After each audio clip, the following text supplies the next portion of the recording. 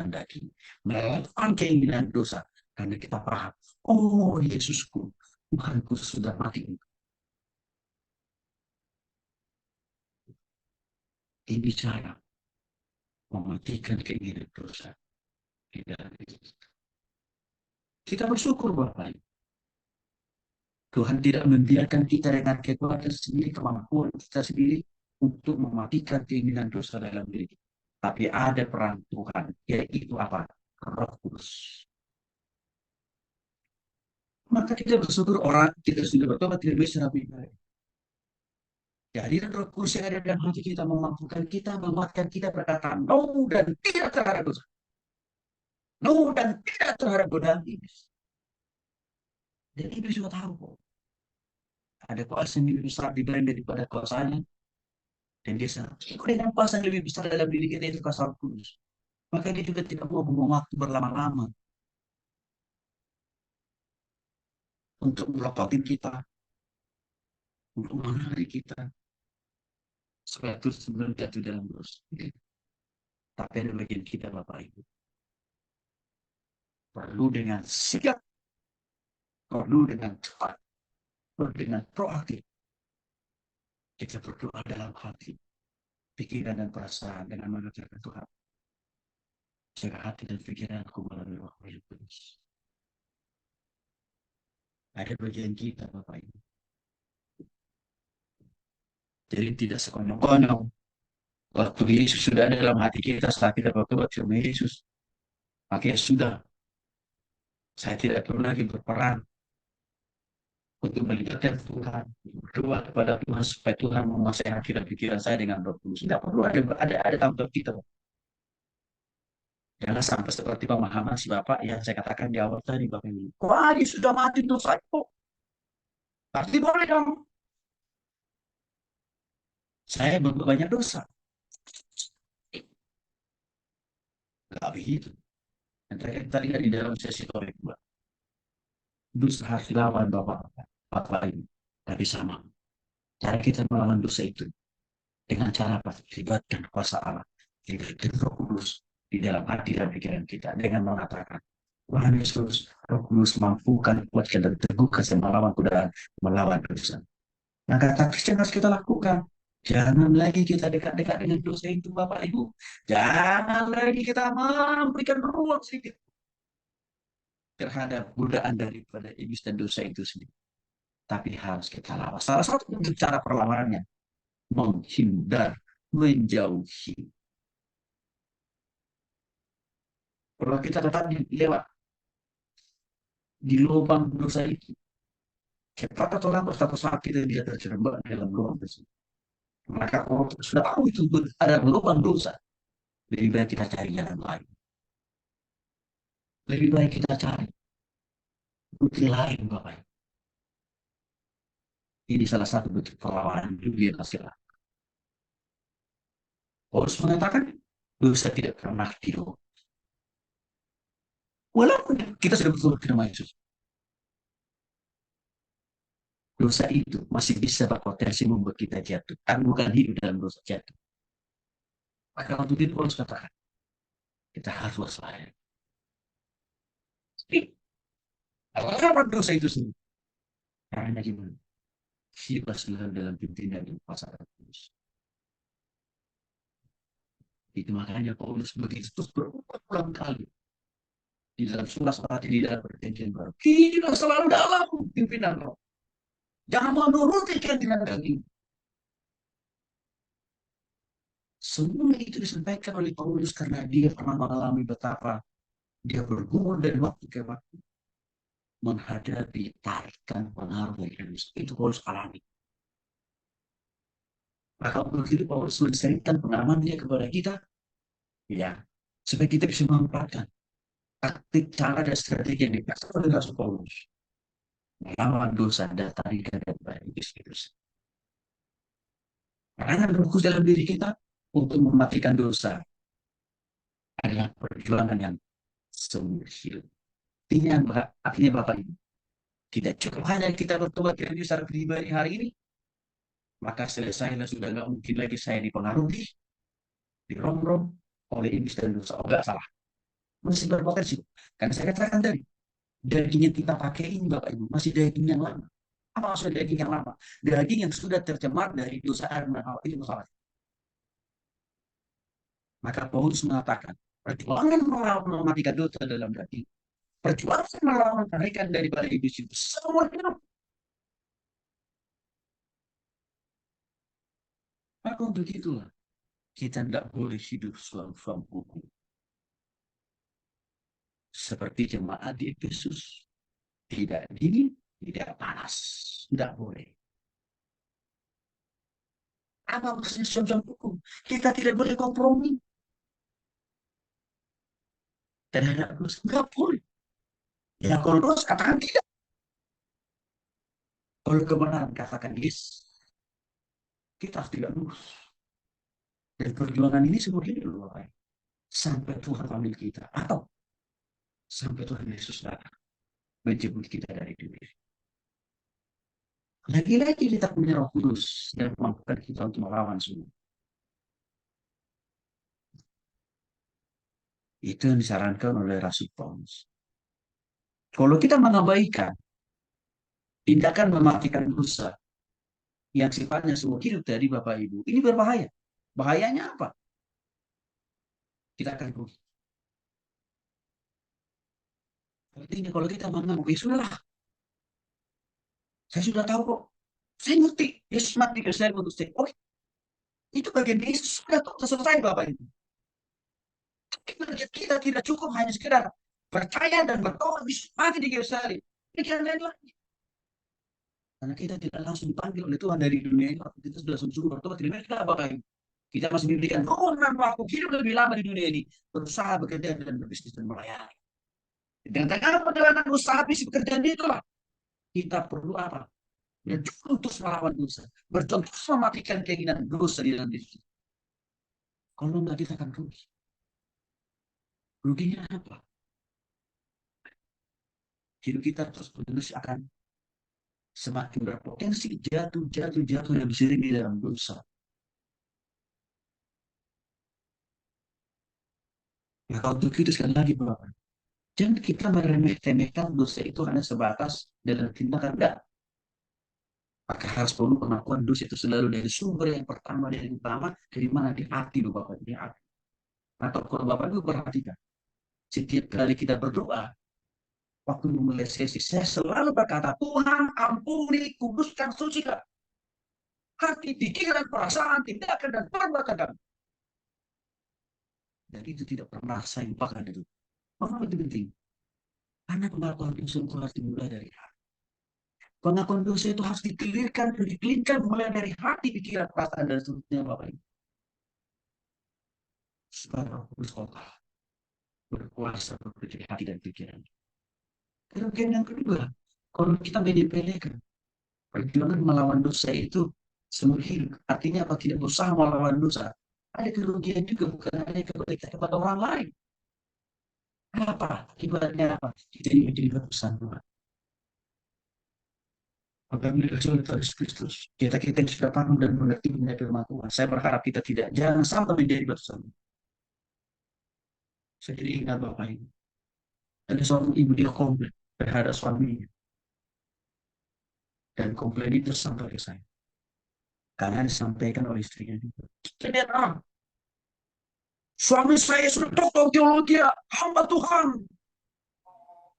Saat itu dia tidak pernah bohong. Itu kata istri. Dan apa masalahnya, Bu? Dia bilang, doanya, saat tidurnya, baca firmannya, gak pernah absen. Tapi pendeta tahu, suami saya sudah super malas. Ini juga masalah, Bapak Ibu. Suami saya juga malas, Pak. Saya tanya, malasnya dalam bentuk apa, Ibu? Saya bilang, jelas kerja. Oh, begitu ya? Iya, Pak. Malas apa lagi? Dia bilang, kami kan dulu ada beban tuh, Pak. Pendeta. Terus, ya sudah. Kami kan harus gotong royong Pak. Apalagi musim ya hari raya begini, keluarga pulang kampung. Suami saya nggak pernah peduli. Bagaimana supaya ya piring bekas dia makan, dia cuci nggak perlu taruh aja situ.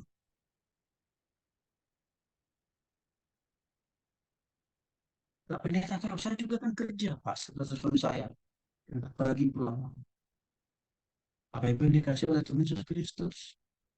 Jangan sampai hidup kita menjadi batu sandungan. Bapak-bapak perlu saya ingatkan. Kalau kita jadi kepala rumah tangga, kalau kita jadi imam, jangan hanya menjadi imam pada waktu kita berdoa, tapi harus menjadi imam atau pemimpin dalam membantu istri kita dalam mengerjakan pekerjaan yang bisa kita lakukan di rumah. Sama bapak ibu. Di rumah kalau saya di rumah nyapu, masih ngepel. Sama bapak ibu. Karena saya tidak mau hanya menjadi ladang keahlian. Tapi kalau kita tentu berbuat saya hasil tertulis sudahlah mengusir Tuhan. Jangan sampai kita menjadi batu sandungan. Dan ini manfaat kalau kita mematikan dosa dari dalam diri kita. Ya, apa manfaatnya sebab ini? Ya, akan menghindarkan kita dari kehilangan sukacita dan masyarakat. Tidak. Ini mesti berpotensi kalau di alat kita yang sudah sungguh-sungguh bertobat nama Yesus. Kecemasan, kebimbangan, ketakutan. Ini bisa kita hati kok. Dan walaupun sudah kita bertobat nama Yesus. Dan kalau kita tidak melawan itu, semua itu langsung dari simbolis kan Bapak Ibu.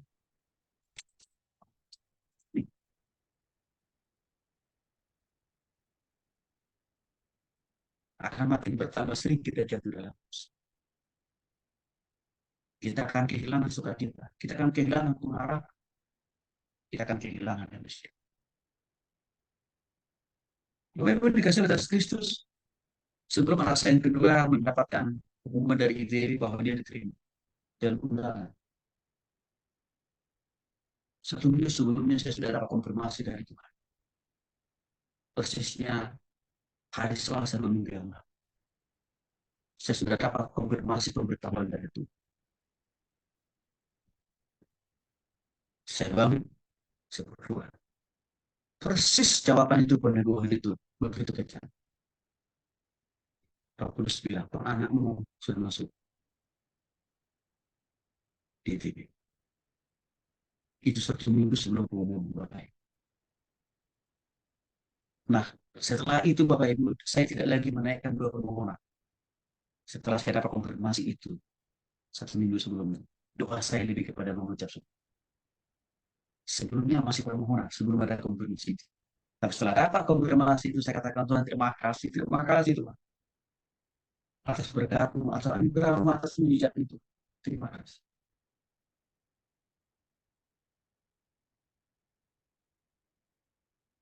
Bapak Ibu, saya mendapatkan doa.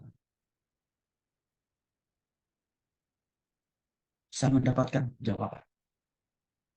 Jauh sebelum hari H ada pemberitahuan. Dan saya sudah ketemu sama istri saya juga sama anak saya. Pasti diterima. Pasti diterima saya. Bapak Ibu, kalau kita membuktikan dosa, kalau kita terus berjuang melawan dosa selama hidup kita akan mudah mendengarkan Tuhan berbicara kepada kita. Kita akan mudah mendapatkan konfirmasi dari Tuhan. Maka kita perlu berjuang melawan dosa. Strategi taktisnya kita harus benci dosa, jangan senang. Dan ada dosa, tapi harus kita benci.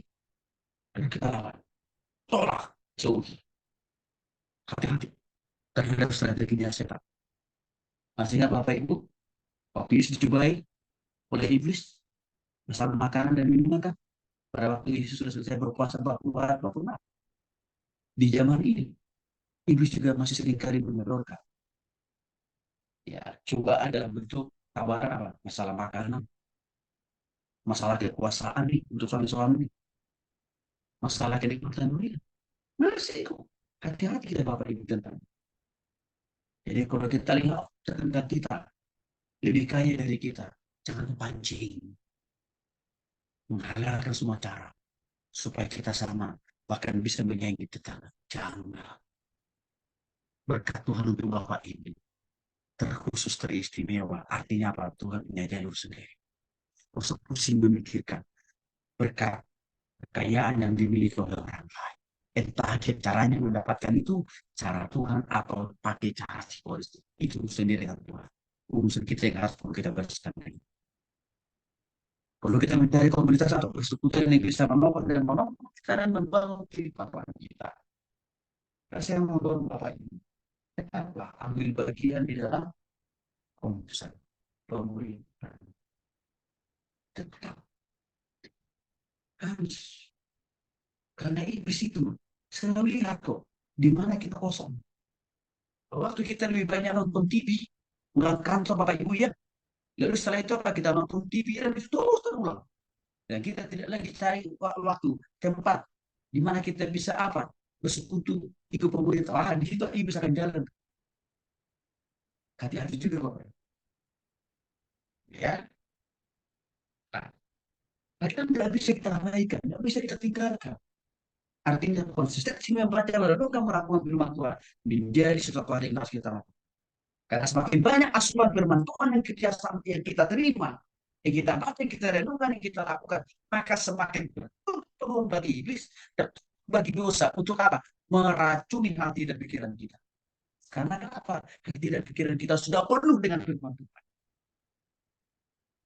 Maka untuk itulah 2 Timotius 16 sampai 17. Firman itu berguna mengajar kita supaya makin lebih benar, mengoreksi kita, menyatakan kesalahan kita, supaya kita yang berikutnya Pak memperbaiki kelakuan kita Bapak. Dan firman Tuhan itu mendidik kita semakin bertambah benar dalam berpikir, bertindak, berbicara, berkomunikasi, bekerja, berusaha, berbisnis, bahkan juga dalam melayani. Maka saya katakan dari Bapak Ibu, saya pun masih juga konsisten baca firman Tuhan. Bukan hanya pada waktu ngajar Bapak Ibu, enggak. Saya tak konsisten melakukan itu. Ya, inilah yang penting karena Yesus juga ya memakai firman Tuhan juga waktu melawan godaan dari si iblis. Dan memang menariknya, iblis juga memakai firman Tuhan yang sama juga untuk menjebak Yesus. Tapi cara yang dipakai oleh iblis memutarbalikan firman Tuhan itu. Maka Yesus melawannya dengan cara firman Tuhan yang sama. Jadi Bapak Ibu, kalau kita melawan simbolis, melawan keinginan daging, melawan keinginan dosa dengan suara kita yang kencang, bukan karena pakai firman Tuhan, bukan karena pakai kuasa Tuhan. Simbolis nggak takut, nggak pergi Bapak Ibu. Bahkan dia ketahuan kita. Karena dia tahu kita tidak memakai kuasa firman yang lebih besar daripada dia sendiri. Itulah kenapa Yesus juga memakai firman Tuhan mengusir simbolis, mengusir iblis. Dan akhirnya apa yang terjadi? Iblis berlari ke iblis juga. Memang perlu juga ada peran doa dan firman. Puasa juga memberikan peran juga bagi kita di dalam melawan kuasa kalikan pengaruh daripada iblis itu sendiri. Bapak Ibu, saya mempraktekkan puasa 1 hari, 3 hari, 1 minggu, termasuk 40 hari. Ya, saya alami itu. Terus saya mempraktekkan puasa itu. Ya, saya merasakan bagaimana rasanya Tuhan total, maksimal mengendalikan hati dan pikiran saya. Karena puasa itu menggantungkan pengharapan dan penyerahan kita kepada. Maka sebenarnya bagus nih. Ada juga gereja-gereja tertentu ya yang sudah lebih dulu melakukan puasa sebelum saudara kita seberang puasa. Saya kira itu bagus. Ya, nah, aktif di gereja lokal saya sekira tadi sudah saya simak. Tuhan Yesus memberkati. Nah, kalau ada pertanyaan dari Bapak Ibu, maka silahkan boleh